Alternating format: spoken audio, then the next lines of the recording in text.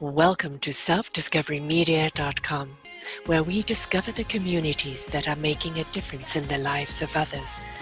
Our self-discovery is something we are all making on our life's journey. Here you will find the people that will be your guidance, that will be your inspiration, that will be there for you in support on your journey of life. Do enjoy. Our next show is... Good morning, good afternoon, and good evening. Welcome back to another edition of Self-Discovery Mediums right here on selfdiscoverymedia.com. I'm your host, Sarah Troy, and my renowned world guest here is Vincent Genna. He is a psychic. He is a therapist. He is a spiritual teacher. And here today, he's going to teach us about our relationships. Those relationships that we think we have under control, but we don't. And so we're going to be talking about the myths in the relationships today and what may hinder your happiness. Now, we were meant to do the show a while ago, but he got really stuck into his book. We're going to find out all about that as well today. And we're going to talk about all the other wonderful things that he's been doing and does do. But what is a psychic therapist? How are they different to any other therapist? And how can it help us differently to what everybody else can do with it? Let's dive right into it. Well, how great to be here with you, Sarah. A disclaimer here, folks. Today, we do have a little bit of an internet problem, a bit choppy. Bear with us. Wonderful, wonderful. Winch is going to be unstable. So can you first describe for people that may be a little on the fences, what is a psychic therapist? Right. Well, you've got your psychics and you've got your psychotherapists, right? So I consider myself both psychic and psycho. Wait. That didn't sound right. We hope not too much on the psycho side of things. Oh, really? That wasn't an internet glitch either. I am psycho. Here's the thing. As a psychic, I get to see the past, present, and the future. I get to dive deep within your conscious, your psyche, all the way down into your unconscious mind, into the darkest place. And while I was doing that, I knew that that took a great responsibility, Sarah. So what I decided to do was to go back to school because, one, I didn't want to be considered just a regular psychic. Those were the loonies from California. You know what I mean? It was those crazy people. They were psychics. I didn't know I was going to be exactly a psychic. And I wanted to give more credibility to who I was, and I wanted to understand the human mind. As long as I was diving into the human mind, I wanted to know all about it. So I went back to get my bachelor's degree in psychology and my master's in clinical social work. And at that time, I actually became a psychotherapist, and I had my own private practice, and I was working with clients on my own, even though psychically I was able to jump right to where their problems were because I saw them, but I had to take my time because I was licensed and I had to follow certain policies. From my own practice, I actually then began to work for hospice, an organization here with Duke University. And so I was a hospice clinical social worker and worked with the dying. Again, still being able to see all the issues going deep within because of my senses. That kind of opened the door between me and my clients. Well, that kind of work really restricted me because as, again, a licensed psychotherapist, I had to follow certain protocols in order to deal with my clients. I couldn't just tell them, well, here's what the issue is and here's what your answer is and what you need to do. They had to come to it themselves. I can only say certain things, right? So that I really didn't like. And it was taking people so long to get their answers. I said, if people can come up with their own answers, they would have done it years ago. And they haven't. So that's what I decided to hang up the shingle on the side, put my license on the shelf, and just go right full blown into being a psychic medium. But because I had that therapist background, I really am a psychic therapist because I can do that work with them that most psychics and mediums can't. a matter of Right. fact, when I was over in England, I went there and I go there occasionally to keep up my skills as a medium because they have a college there in Stansted, which is absolutely fabulous, Arthur Findlay College of Psychic Sciences. And I wanted to open up that door of me being able to connect with the other side even more so. So that was more clear. And I could use that more professionally to help people. And it was so funny because I would do readings during my classes for the other students there as part of the program. And the students would go, are we supposed to be giving readings like Vince is giving them? Because I can't do that. And the teachers were like, no, no, no, no, no. Vince is experienced in psychotherapy, which is the reason why he goes that deep. You don't need to go that deep. So that's what a psychic therapist is I use my skills as an intuitive, as a medium, but I go deep down to where the problem lies so that we can unblock, release, and you can get your life in the direction you want it to go. That's the difference, Sarah. Mm-hmm. Mm-hmm. You're guided. I always say that, when we open up with that gut instinct, why do you know? I don't know, I just know. So, I call that the channeling, opening up your soul's wisdom, letting resonate with the heart. Speak to the spirit in action. The mind will know what it needs to know when it needs to know it, right? So you have the intellect to know how to deliver the wisdom, right? But you're not just relying on the knowledge. Right, absolutely. That's well said. That's exactly what I'm doing. And I follow that inspiration all the time with all my work in what I need to deliver to the clients. What do they need? Yeah. And, don't you find that most of the time what clients think they need is not what they need? What they think is the problem is not what the problem is. And your ability to go deep and actually see where the core problem is can open things up so much more and be able to clear it a lot faster. It's funny that you put it that lightheartedly. Most of my clients don't know what they need. And Right. so they call me up expecting to hear one thing, and I turn around and I let them know right away, you are not going to hear what you want to hear today. You're going to hear what you need to hear today. Yes. And so that's where I take them. And most people don't believe what they think they believe anyway. That's the foundation of all of my work. And Stop Stopping Yourself and Become Unstoppable, that's my radio program on Unity Online Radio. It's all based on that because of their psychological anomalies. And that's what going to school helped me to understand is some of the things that the brain does to get in the way of all that wonderful knowledge that we may be picking up from books, from classes, from listening to shows like yours. Why isn't that all working for everybody? Why is ancient wisdom working as wise as it's supposed to work? Because there's other things that get in the way, and that's what I help people with, are those other things. Mm-hmm. I also find that, people, the emphasis has been a great deal in the last century or so on head knowledge, intellect, and we've forgotten how to be intuitive and in tune with, the messaging. Whenever the answers are always within us, we just don't know how to access them because I think many of the time the intellect gets in the way.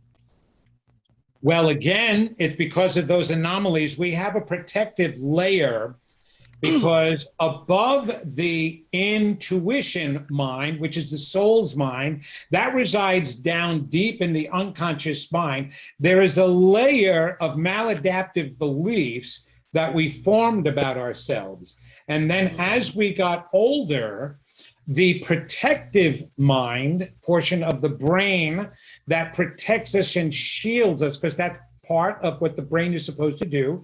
Its number one priority is to keep us alive, and its second priority is to protect us. And we certainly know how it protects us physically. For example, this coronavirus that's going around. Oh, you lost me, I lost you too. Okay, hold on, let's see, let's play with this. I've done this before, and it's worked. I started, are you back? Okay, am I back? Yeah, yeah, yes, you're back. I'm sorry, we lost you there. What No, you were I know saying, you were... what we have to do every so often is mute the mic and unmute the mic because the internet is being interfered with by the atmosphere and the cosmos. And let's face it, Sarah, the Right. energy that we have, we could power a third world nation. So that's getting in the way too. You know, between you and me, all our energy. Yes. Yeah. So I was Yes. talking about that. There is a set of defenses that actually are created to protect us and shield us from those emotional beliefs we have that make us feel bad about ourselves.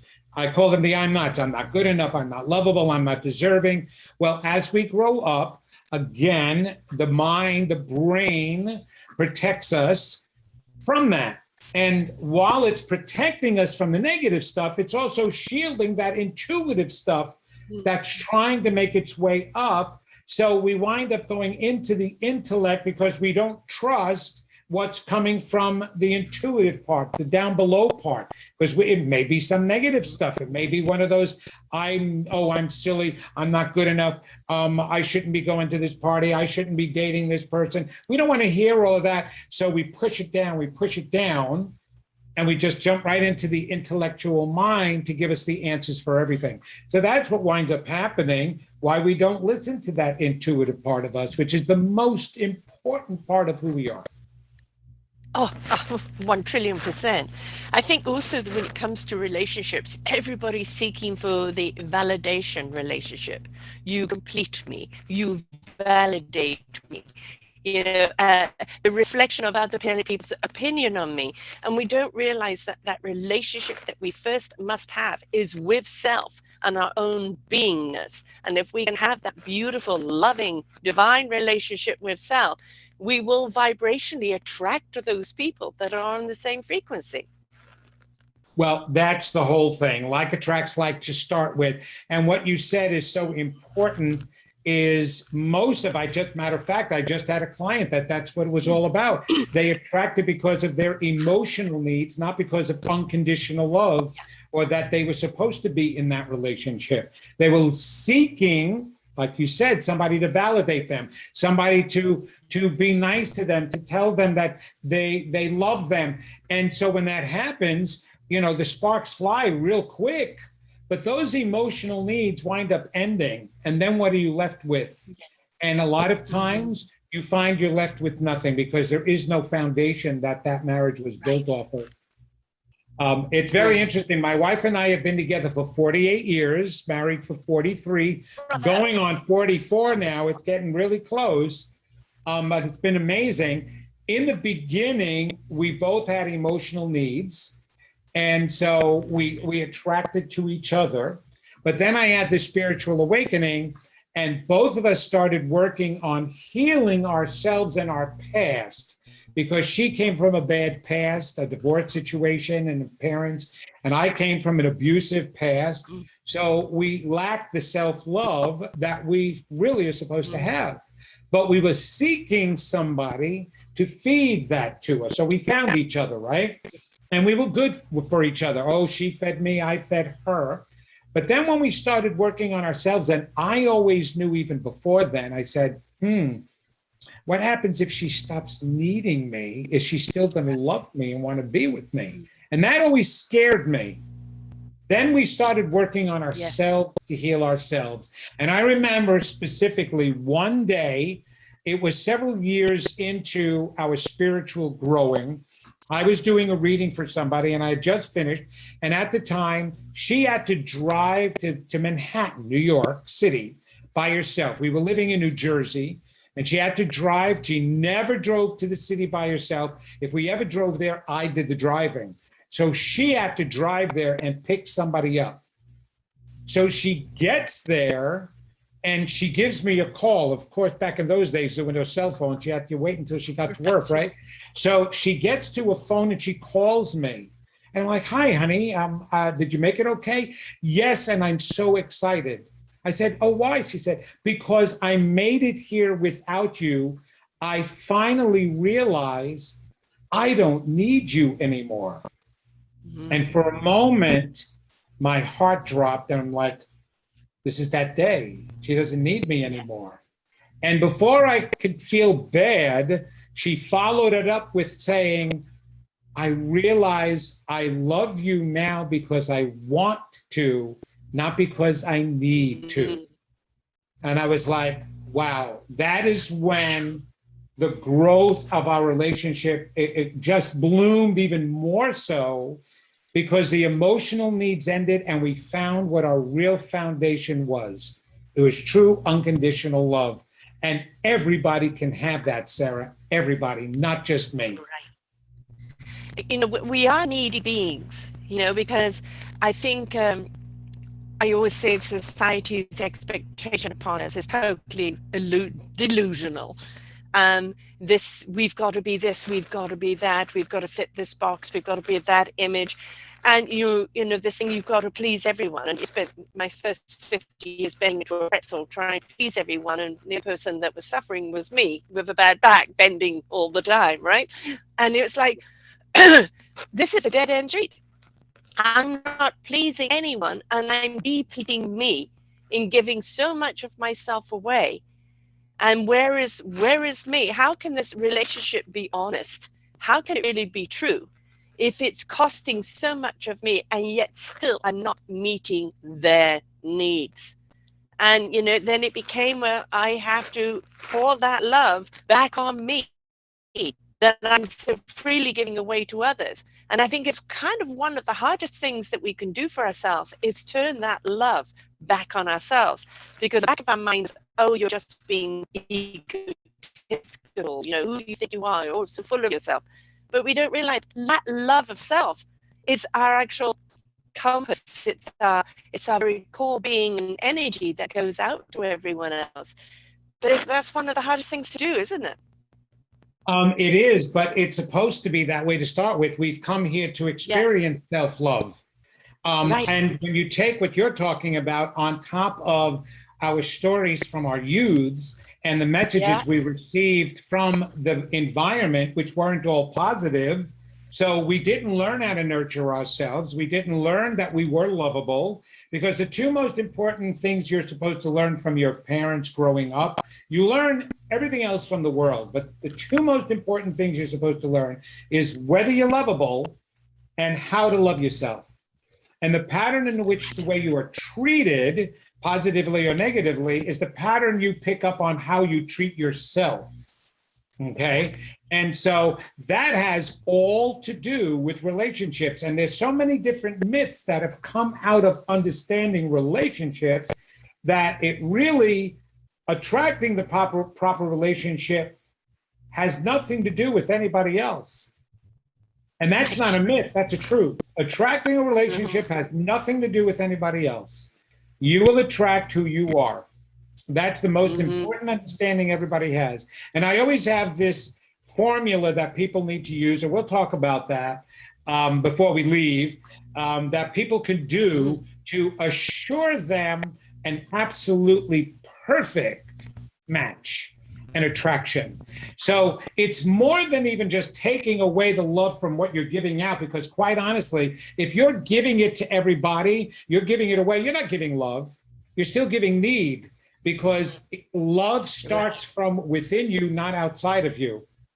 And people would love to think, oh, I hear this from mothers all the time. I love my children more than I love me.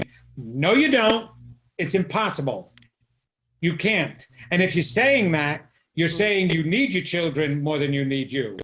And the proof is that is, if your kids, if you love them more than you love yourself, if they go off and they form their own lives, do they have to get back in touch with you at all?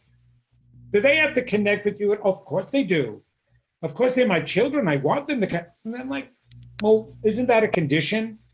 Isn't that an expectation then? So don't tell me that you love them unconditionally because you expect in return. And that's because you don't have enough love for yourself. And when you give the proper love, it is automatically returned without expectation and without need. That's the beauty of love and relationships. when you give it, when you feel it for yourself the right way, you give it the right way, and you'll receive it the right way. That's so important. And you receive it from more than just one. You receive it from everybody. But if you are not feeling it and starting first within, it's not going to come on the outside the right way. Right. But that's You've not the got mix. to become the love you see. Right. Yeah. You've got to become the love you see. Right. And Absolutely. Well said. So we're reflective creatures. We're going to reflect how we feel, whether it's misery, sadness, loss, unloved, or anything else. But when we step into that love of self, of life, of the reason why we're of life, of meaningful purpose, you know, that That's reason to get up every day because it fulfills you, then that love starts exuding from you because you have so much to share. But it is the old oxygenate yourself first, isn't it? Fill yourself up with love first. And that love is, I don't need anyone else. I desire to be connected to other people, but not That's right. because I need them. It's because I want to extend this love and this vibration and resonate it out more. So we have to look at love on a totally different lens. And we learn about ourselves. See, the whole reason for couples to start with, we created that. The God source didn't. God created, spirit created only the soul. That's it. And we were androgynous. We're the ones that created everything else, which is why if you get the original Bible, it says Adam is the son of man. It's not the son of God, it's the son of man. So that story is our first physicality that we created on the earth. That's where that stems from. But we come together to learn more about ourselves. The deeper the relationship, the deeper you find out about what's within you, what you're capable of, all of the compassion, all of that love, all of the kindness, all of the caring, all of the giving. You go, wow. So when I do my work, I don't say or believe that the reason why I can do my work is because of how much love I get from my wife. It's actually because of how much love I gave to her. And I give to her. And I go, wow, I'm capable of so much. If I can give to her, I can give to others too. And there is not a cap on love, is there? That there's no cap on love. You know, oh no, you're full. Right, exactly. You can just love abundantly. Abundantly. And it's so funny that people are jealous of loving somebody else. I've seen so many relationships. It's like, well, you're closer with your friends than you are with me. It's just like, that's not true. I've got so much love for you that I can have love for them too. I can have love for everybody because that's what we're made of. And again, that emotional need, we need to be needed. And I'll add a little bit caveat on the end of that. We need to be needed more than anybody else you need. So it's not just about, well, you need me and that's fabulous. I want you to need me more than you need him or her too. More than you need that person. I need you to need me. I need to be your priority. I need to be your number one. You're my number one. You know, why do we need that? Because we lack so much of it to start with. We lack so much love in this world. And it's like we need to hold on to it. As a matter of fact, it even affects our grieving. Or as a hospice social worker, and this is what I learned the most working with the seniors who, and I work with all ages who are dying, of course, and when you're on hospice, it could be for any reason. But the most part is when children are losing their senior parents, right? And they grieve. We grieve when we lose our parents. But some of them, and a large majority of them, they are tormented over their parents dying. And I'm like, I would sit with them and I go, you never imagined your 95-year-old mother dying? She's 95 years old. You have to expect that her clock was going to run out sometime. Why is it hurting so much? Oh, because I loved her so much and I just going to miss her so much. And go, no, that's not normal grief. There's normal grief that you go through for the loss of anybody that you love. But when it gets down to a personal level, something else is going on. And the sad part, Sarah, is with 90% of my patients and their survived children, their children lost the opportunity when their parent died of finding out whether they were truly loved by their parent. That's what has hurt them so much. That, or they've lost the only person they believe loved them. Right. So those two reasons torment children when they lose their parents. And unfortunately, the former is more true. They lost the chance to find out whether mom or dad really loved them because they never felt loved enough. That's why it hurts so much. Because there is a part of us that knows that life does continue. And that's a lot to do with... Go ahead, what were you going to say? Yeah. And a lot of that is a generational thing. You know, my mom died at 95 and, you know, both my mom and dad were not cuddly people. That most certainly not a good marriage. My mom was very insecure, incredibly talented, very beautiful, but always seeking kind of that love validation, which didn't get my husband, didn't get from her family, and needed from her children as well. And I remember her saying to me, you're bringing your children up the way you want to be brought up, because I'm a hands-on, kissy, cuddly person, right? Even now, my kids are in their 30s, and, you know, it's still hugs and kisses. You know, that's the food for each other, right? That nourishment. And the thing is, when you understand how they were brought up, and the fact that they weren't kind of given that kind of love, then you understand why they couldn't show it to you. But that doesn't mean they didn't love you. It just meant that they'd never been given permission to show it in such a way, or being told that that was being too, you know, you've got to bring your kids up with discipline. Too much love will make them soft. So let us turn the clock back and look at our parents and how they were brought up, and then don't expect more from them than what they're able to give. And that's out of any relationship, really, isn't it? Yes, you're right. But here is the problem, though. As a child, you don't know that. You understand that later on. Yes. But we are not just adults. Like you and I, we're not just this age. We're an accumulation of our entire lifetime. And so you're the little girl of Sarah and little Vince is still within us that are harboring those scars. Yes, and quite honestly, those scars, that little child within you influences you more than you ever know, because you first start out with this first set of beliefs when you're younger, the maladaptive beliefs. I call them the I'm nots. I'm not good enough. I'm not beautiful enough. I'm not smart enough. I'm not lovable, worthy enough, whatever. You're harboring those.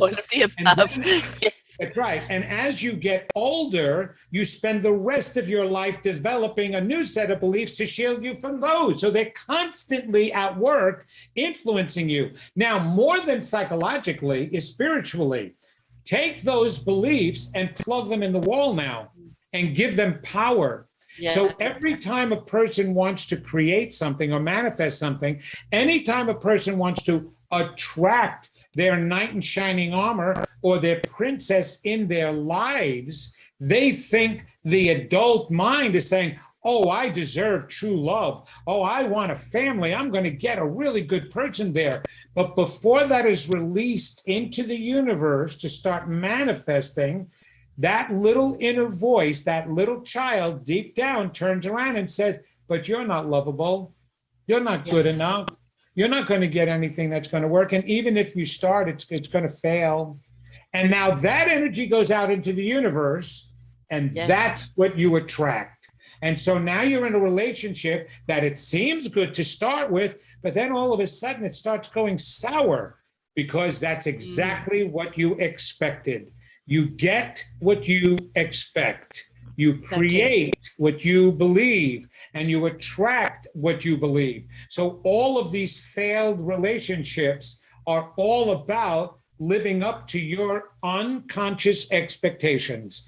And that's what happens with most people, and they don't realize it. So most of my work is to bring that inner voice to the surface so that way you can heal it, because that's where the healing starts. So whether you're an adult or not, and you can consciously say, oh, I know my parents, they did the best they could. I know my parents did that. After all the abuse they put me through, my wife and I, as adults, actually built a home to move them in, to take care of them until they passed. I did not let the way they had treated me get in my way, because I was already healed through all of that. Right, right. But little Vince still pops his head up and wants to say, oh, you're not good enough, you're not lovable, she can leave you, or you're not going to get what you want. And I have to be on top of him because that little human has been scarred.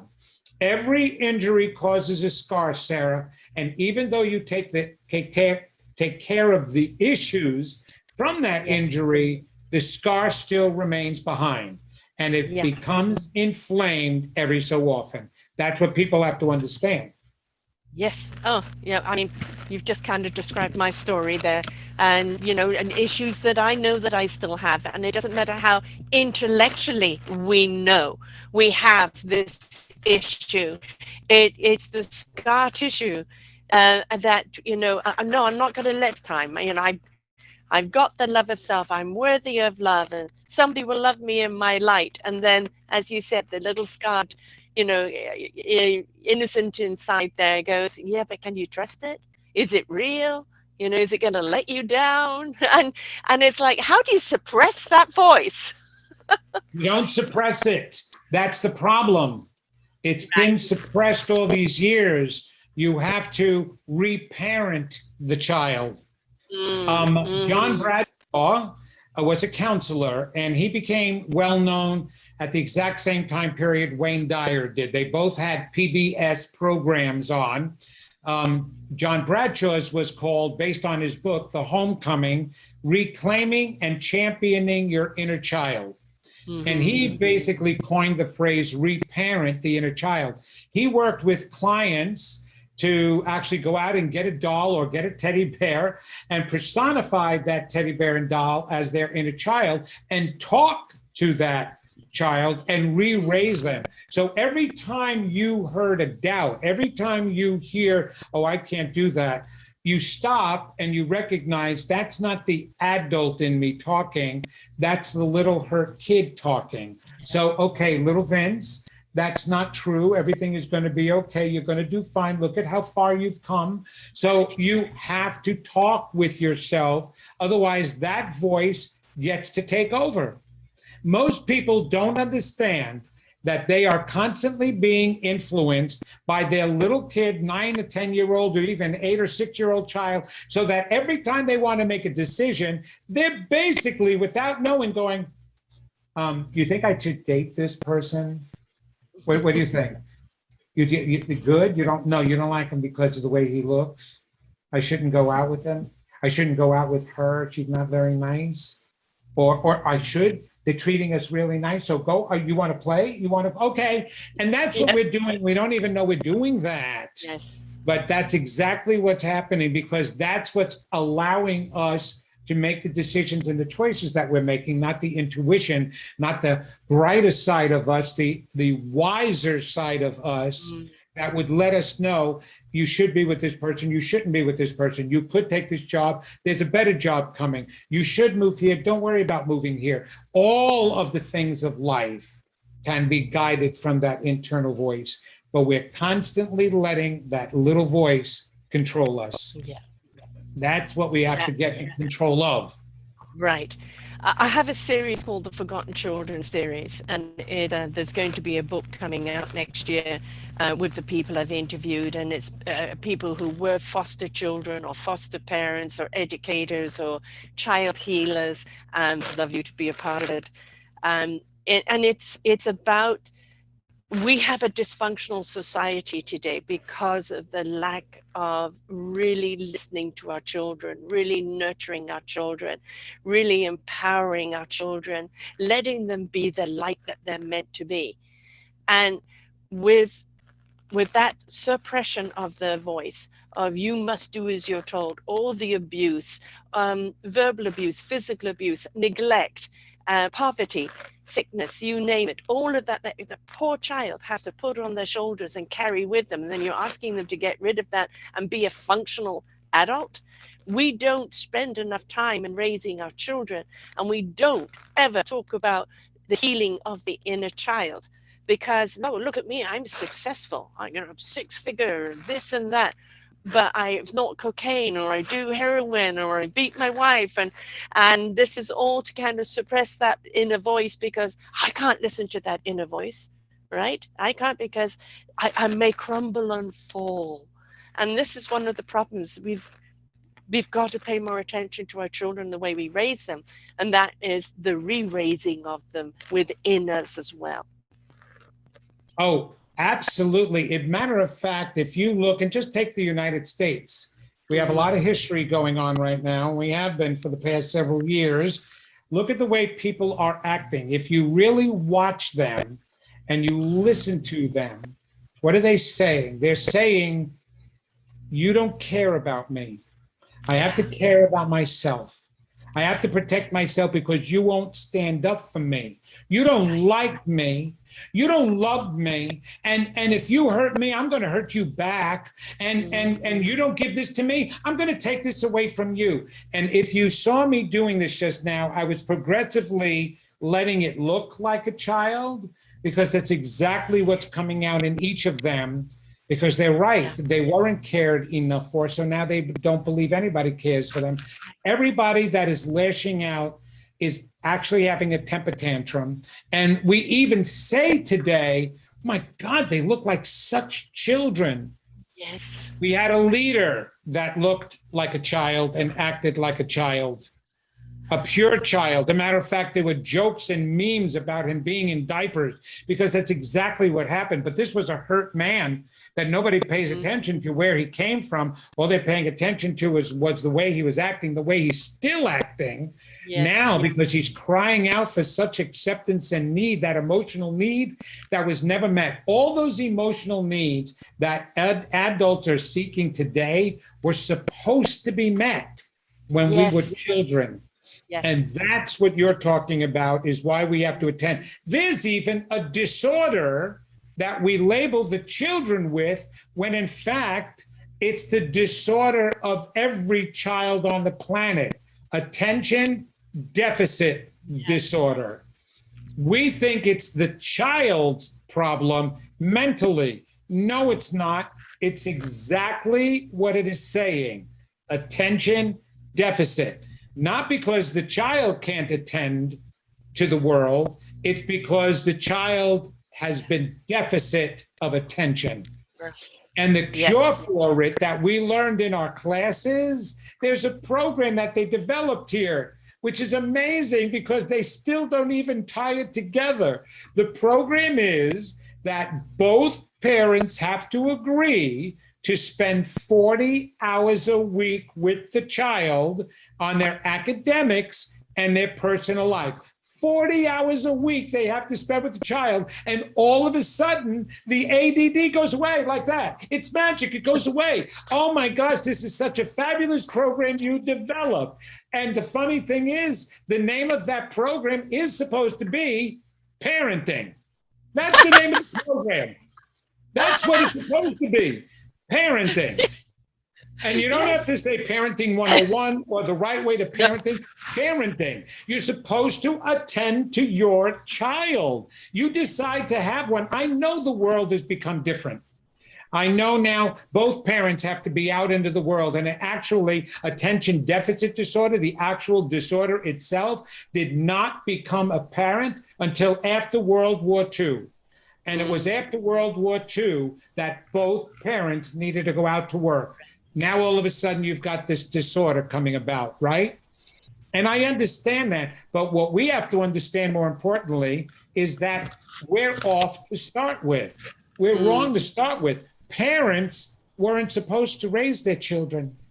They never were supposed to raise the children. They were supposed to have them at 13 years old.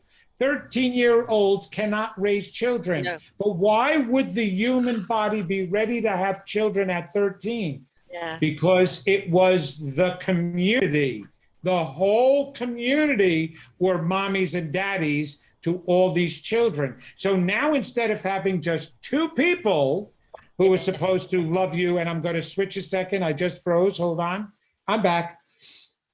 Instead of having just two people have to meet your needs, you had 20 or 30 seniors who were paying attention to you, who loved you, who met your needs, who corrected you, who raised you. And now the children felt worthy. They felt that was in the beginning. That's long past. And now all of that responsibility is being thrown on just two people who have to also make a living to keep food on the table, a house overhead, clothes on their backs. They're not paying attention to how the children are being raised, just as long as they're not being abused by most of them and they survive. That's all that counts. But that's not all that counts. That's not. No. We have to change life so that everybody is being treated, and it starts with our children, the right way. I agree with you. I mean, it takes a village to raise a child, and we've lost the village mentality.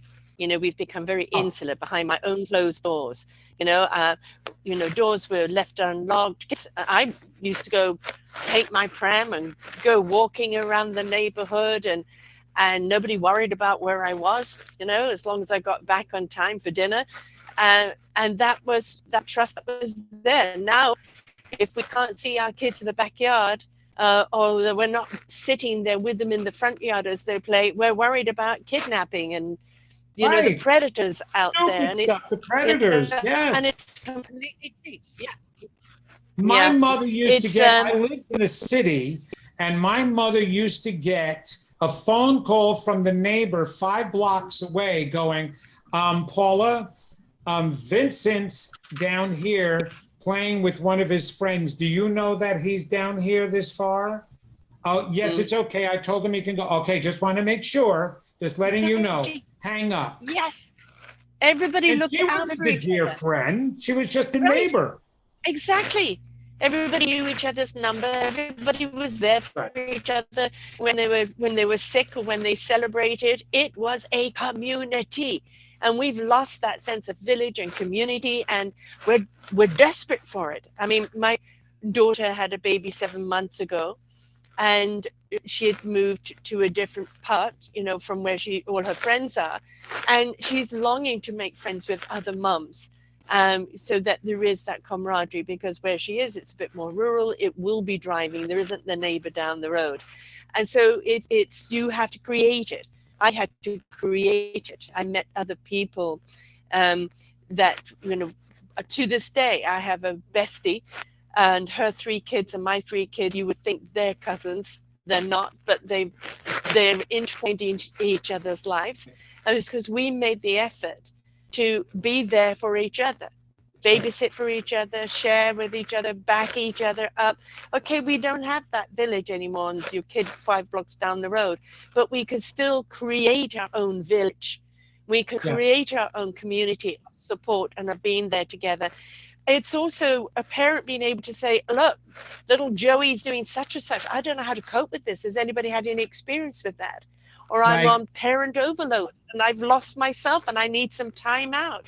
You know, it's having that sounding board and that support system and that celebratory system. It's what we need as human beings, because we're meant to be kind of pack creatures, aren't we?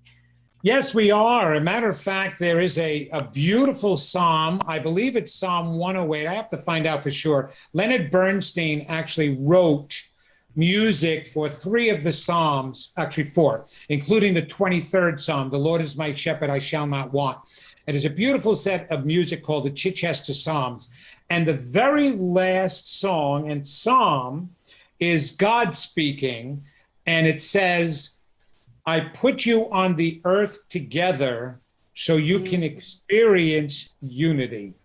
Yes. What you're talking about is unity and the joy of unity. Yes. You know, why is it that we can watch a movie by ourselves and we can enjoy it, but then when it's a really good movie, what do? We got on the telly. Hey, oh, you're not going to believe the movie I just saw. You got to watch it, you know? And hey, you're going to go to the movies? I'll go with you. When are you going to go? All right, I got to watch it with you. You're going to love it. Why do we want to watch it with them? Why do we want to experience joy with them? Because we get that much more joy watching them have joy. Yes. And have yes. Yes. That shared vibration, right? That shared illumination. Yes, exactly. You know, a party. Have a party and have your own beer and wine and hors d'oeuvres and just go to it yourself and see how much fun you have. Yeah. But now invite a whole bunch of people over. And isn't it funny how much more fun you can have with a whole bunch of people at a party? We created the concept of a party to understand how important it is for us to be able to have joy by sharing it with others. And yet we can't get that in our heads that that's the way we're supposed to be living all the time. And maybe not in a party all the time, but that feeling of collaboration, of teamwork, of partnership, of unity. To be together, right? And see what happens when it falls apart, like over here. We have civil war going on over here now in the United States. We've got one group against another group with different values, and it's making the whole group, or both of them, fall apart. Yeah. And that's not the way it was ever meant to be on this planet. Right. And so we have to learn that in relationships from the beginning. And one of the things we have to do is dispel all those myths that go along with this relationship thing in order to make them right. I got a tickle. You know, manipulation. There are masters of manipulation. Meteors, masters of manipulation. Certain politicians are masters of manipulation. And we know that fear sells. But, you know, somewhere along the line, we've got to take some onus of what we buy, right? And if we stop buying into all the hysteria, we stop buying into all the propaganda and just start asking the intelligent questions. What's deeper with this? Oh, no, it's profit. Oh, no, somebody's out to get you. No, they want to annihilate the human race. And it's so easy for us to buy into that hate and hysteria than it is to buy into love and looking at really what the core intent is. And that I'm not quite sure where it's coming from. Please share. Yeah, but the reason is because you didn't trust or believe in yourself to start with, so you're going to follow. You cannot be manipulated when you're listening to your intuition. Now, as with everybody who says this to me, I do have to adjust something on you, Sarah. Okay, let me ask you this first. Have you ever heard of a movie or a television show that has been released that didn't work? Yeah, there's been quite a number of them. Quite a number of them. Now, think of this for a moment. If media influences society, then wouldn't everything they put out be accepted? No. Media does not manipulate society. Society manipulates media. Reflection again. Okay? Because we have to understand that they're only selling to us what we want to buy. Right. And we don't buy it if we don't want. We want to blame media because we can walk away all riled up and go, oh, well, if I didn't watch it on TV, I wouldn't be upset. No, wait a minute. How come I just saw the same thing you did? You're all upset about it and want to punch somebody in the face. I feel motivated to go out and help somebody. Right. I watch the same program. It's because of where a person is coming from. It doesn't have anything to do with media. And here's another perfect example. Are we going to blame media for Hitler gaining power? Or are we going to give the responsibility to the people who chose to just go along with them? Right. Yes. Mm-hmm. So we want to. Matter of fact, I was just told that one of the reasons why it was so easy for Hitler to come into power was because after World War I, there was all this propaganda that was spread around that they really didn't lose the war. Right. That the only reason why it looked like they lose the war was because of these Jews. Mm-hmm. So what they did is they started to spread this anger feeling that we won. We actually won. We didn't lose. They made us look like we lost. So there was already an undertone of anger towards the Jewish population only because of the propaganda. Okay. Right. That's what I was told. So then by the time Hitler came along and started feeding into them more, it was easy for them to have all this anger towards the Jews. But I'm sitting there going, I hear that garbage every day. I hear people trying to talk against another person every single day. And Sarah, you know what? My own intuition tells me whether to listen to it or not. Right. I have a filtration system that lets me know, no, that doesn't seem right. I know. Well, I happen to get along with that person. I don't know what you're talking about. So again, propaganda, a human cannot be manipulated any more than they even manipulate themselves. They're already open to that. You cannot be made. You can get riled up, and certainly somebody can help to make you more angry, but that's you doing that still. No matter what you hear, it's still your choice to become more angry. We cannot keep blaming people and things, because then we don't take responsibility and we have that victim mentality. We're victims to the media. We're victims to the politics. We're victims to the government. No, we're not. We create it all. Why? We create it all. And you're not even a victim to your relationship. Mm-hmm. You manifest it. And if that partner is going to mistreat you, somewhere, somehow, you're already mistreating yourself. Right. And they're just manifesting it physically.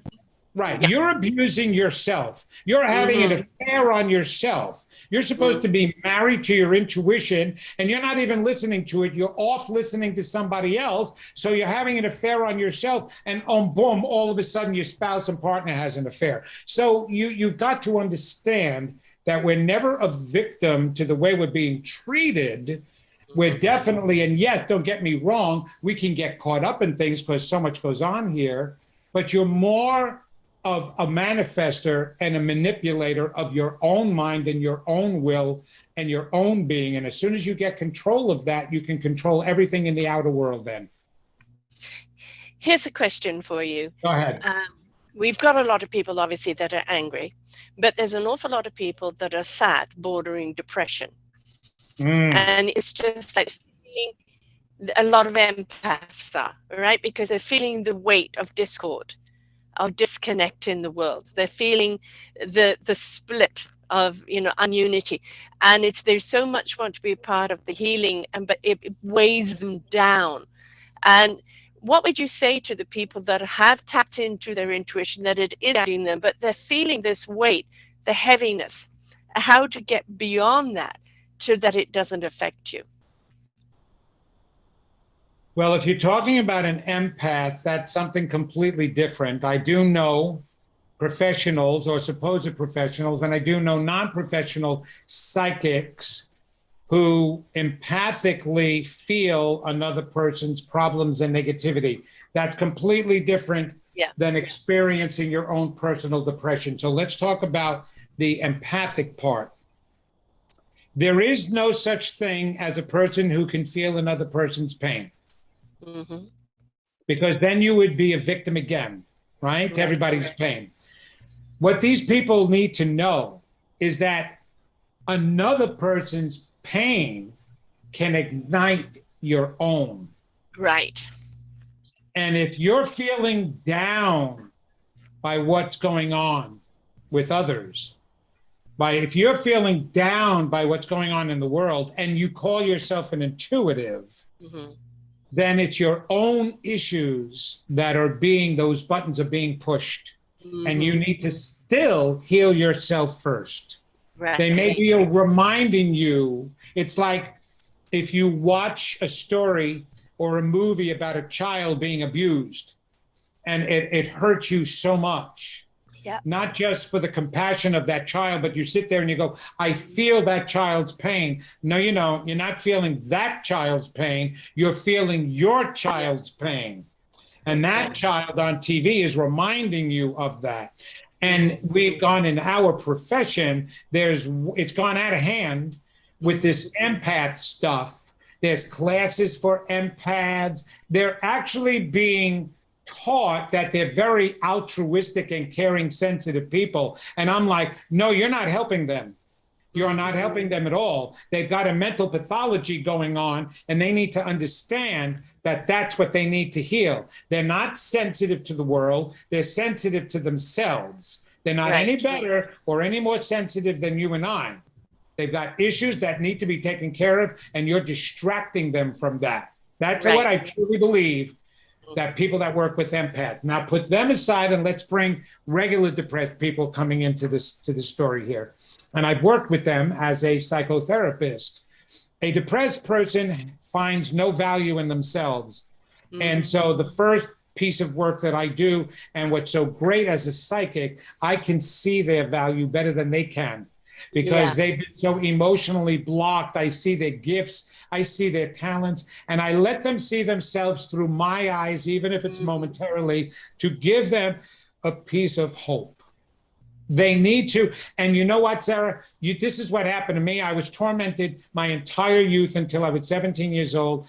I was bullied in school, and I was bullied and abused at home. And that included sexual molestation, and everything like that. So I didn't believe in myself. But I did have talents. I was a young singer, actor, and dancer with, very talented as a kid. And that got me through. But what got me through more is one person took the time to truly get to know me and believed in me. And because of that one person's belief in me, I was able to see myself through her eyes.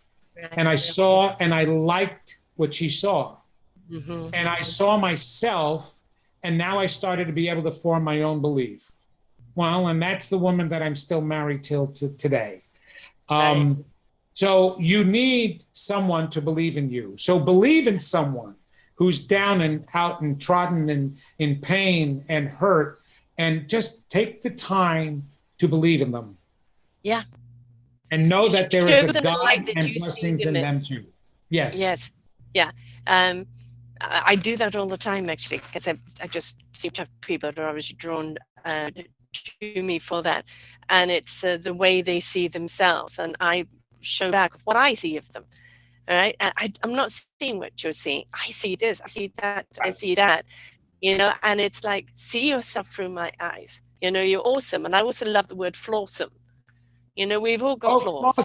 And I love the word flawsome, because we're awesome people with flaws. And it's like, we look at those flaws and we try and fix them the best we can, but at least we know they're there.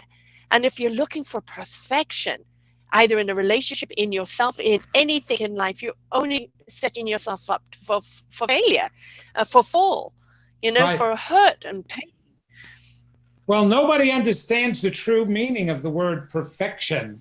We use it intellectually and in the law of physics to measure something, and this is perfectly this length. But when you're measuring yourself, perfection is having the strengths and the weaknesses together, because that's what everything is. It has strengths and weaknesses, and that's what makes it perfect.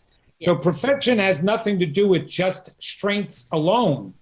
It has to do with the understanding that we're both.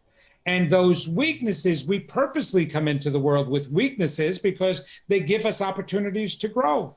Yes. Otherwise, we wouldn't be coming here. Right. We'd stay there. Yeah, we're here to have this human experience, spiritual Oh, it beings is. having It's a human wonderful. experience. We Yes, purposely came with limitations. It's right. one thing to experience ourselves as full blown powers, as these divine powers and lights. But, well, what does it mean to grow to that? Yeah. What does it mean to not have that? What would we be like without having that right away? What would we be like? So we set that up. But now, unfortunately, Sarah, it's gone too long to truly Mm, discover our light, which is why we're suffering. I was actually told by my guides, and when I've tranced recently, that we're all imploding because we have restricted ourselves too long. right. We're Yes. powers, and we're these Yeah. giant powers, and we keep coming to the earth way too much. And so now we're restricting ourselves, and we're literally just blowing up because we all want to be treated the same way. We all want to be these powers. We all want to achieve. We all want to feel special. And it's because our soul is sick and tired of being limited and suffering. Right. Exactly. We're very slow to learn as human beings. Oh my And goodness. because we keep repeating the same old pattern, and it's like, been there, done that, delete, move on. And And you know what? That's the reason why we've got our extraterrestrial brothers and sisters coming to visit us more and more now because they're trying to hasten our Yes. evolvement like they've evolved. Right. But it's also, I believe, very, very necessary, not only for the planet's survival, but also for our equation, our energetic equation in the universe. We, as Yes. a human race, have to evolve. I was given a saying 4 years ago: the universe is going to shake us up, to wake us up, for us to step up and change it up. And then added, grow up. And that was to grow our frequency, but also as human beings to grow up. Yes, be the love you seek. Be the love the universe needs. Be the love the world needs. When you see things through that loving vibration, you're resonating on a frequency that can't knowingly hurt anyone else. It Right. can't hurt you because you're in that love vibration, kindness, caring, compassion, consideration, community, creativity. You're in that frequency. We could heal, every single one of us, an entire planet, if we could step up into that higher frequency. And they're begging us to turn that frequency up. And yet, this last year, where we thought maybe we're actually understanding the coming together, the desire for each other as a community. And then we start seeing the split and the divide again. And it's like, I don't Yes. blame them. In the universe, they're getting fed up with us. Every time we have a crisis, that's what brings us together. But here was the funny thing about this particular crisis, the pandemic.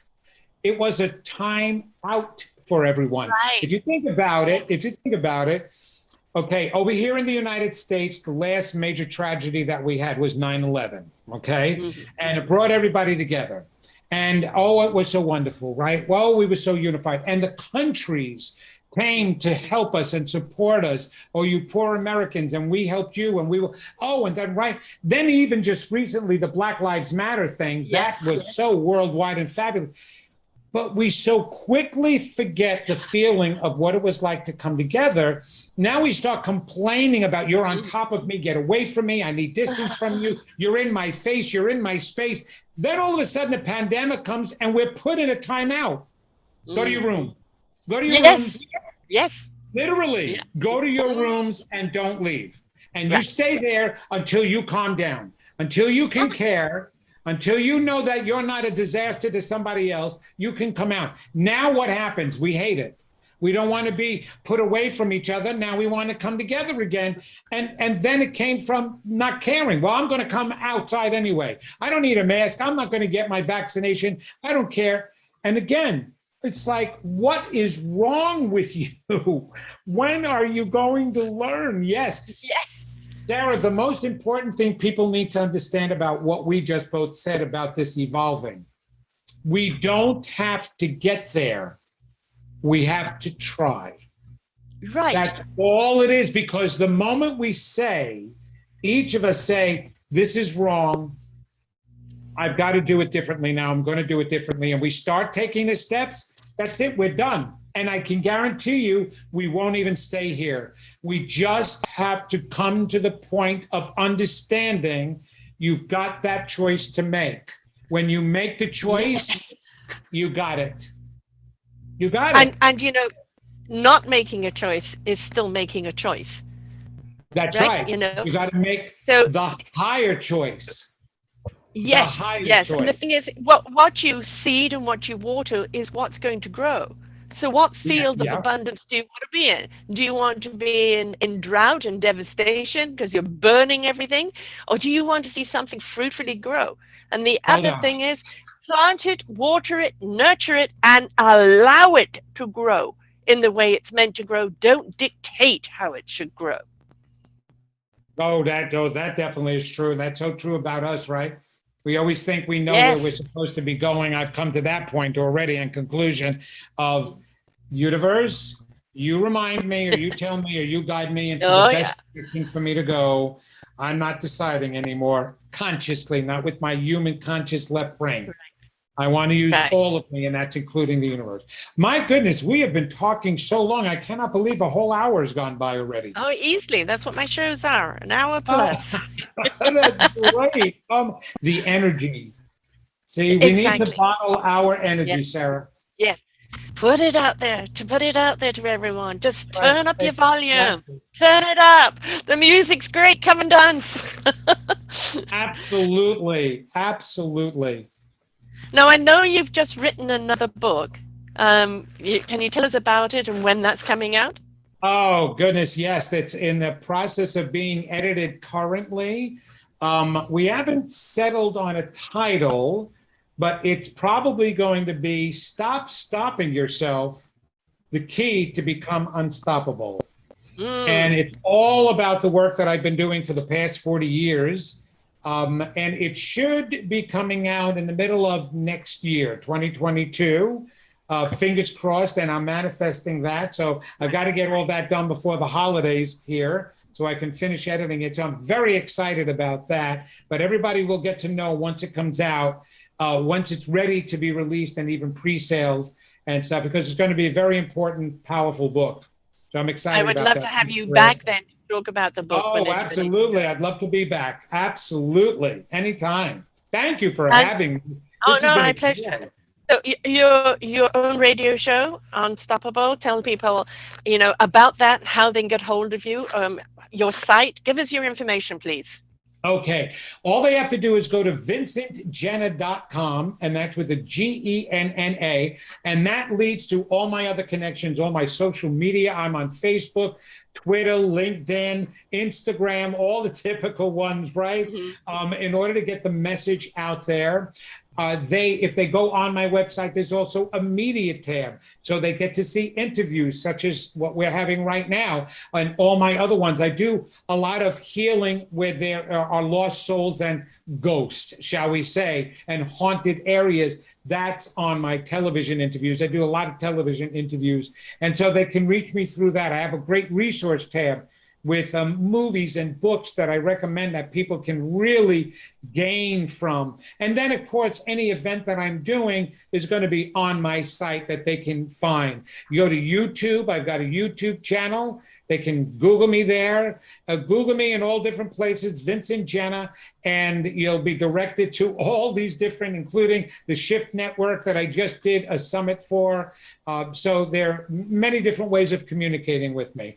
Privately, we can set up sessions, or in groups. Wonderful. I mean, we most certainly do need you. I mean, we've always needed you, but I feel at the present moment, the universe is saying, get on with it. Get on with it, and that if we do watch the news or hear people in the Discord, we feel, that's all there is.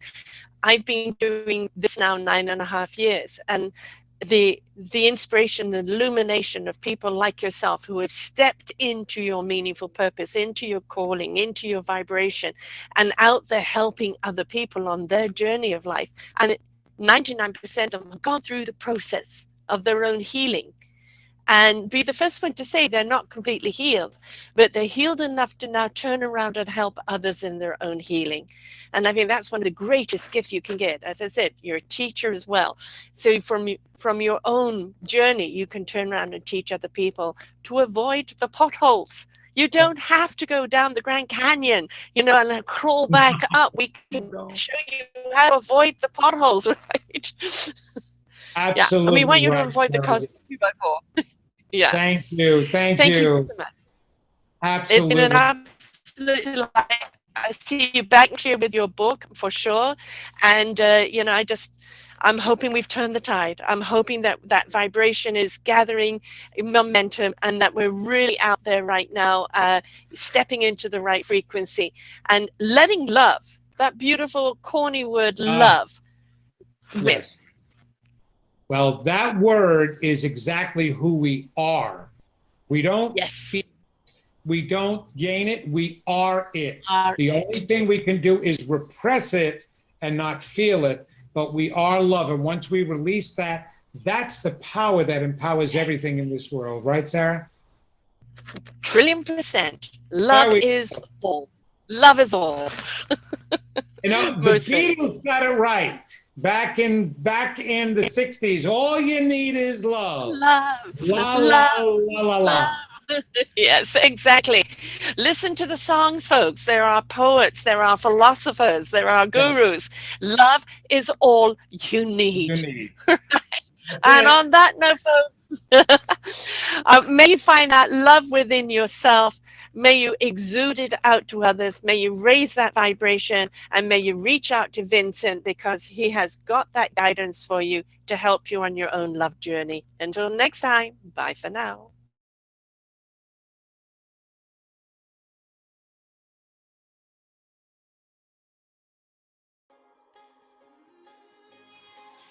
We hope that you enjoyed the show. You will hear many, many shows here on selfdiscoverymedia.com. We have new shows for you out every week. Just find them on our podcast or What's New. If you feel that you have something to share that makes a difference in the lives of others, or you too feel that you could be a host, please contact me at info@selfdiscoverymedia.com, and we will be glad to speak with you. Have a wonderful day.